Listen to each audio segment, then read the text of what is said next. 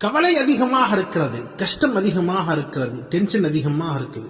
இதை விட்டு நாம் பாதுகாப்பாக இருக்க வேண்டும் என்று சொன்னால் நபிகள் நாயகம் ஸல்லல்லாஹு அலைஹி வஸல்லம் அவர்கள் கற்றுக் கொடுத்து இந்த துஆவை நிச்சயமாக நாம் ஓத வேண்டும். அல்லாஹும்ம இன்னி அஊது பிக மினல் ஹம்மி வல் ஹஸன்.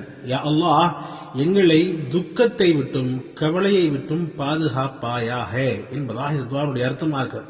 அல்லாஹும்ம இன்னி அஊது பிக மினல் ஹம்மி வல் ஹஸன். யா அல்லாஹ், என்னை துக்கத்தை விட்டும் கவலையை விட்டும் என்னை பாதுகாப்பாயாக. இந்த துஆவை அதிகமான மோதனம் என்பதாக அவர் சொன்னார். நிச்சயமாக கவலைகளை விட்டும் துக்கத்தை விட்டும் அல்லாஹ் பாதுகாப்பான். டென்ஷன் இருக்காது, டிப்ரெஷன் இருக்காது. நாம் செய்கிற வேலைகள்ல நல்லபடியாக ஆரோக்கியத்தோடு நல்ல சிந்தனைகளோடு வேலை செய்யலாம். அப்ப இந்த துஆவின் அதிகமாக ஓதிக்கொண்டே இருக்க வேண்டும். அல்லாஹும்ம இன்னி அஊது பிக மினல் ஹம்மி வல் ஹஸன். யா அல்லாஹ், துக்கத்தை விட்டும் கவலையை விட்டும் எங்களை பாதுகாப்பாயாக.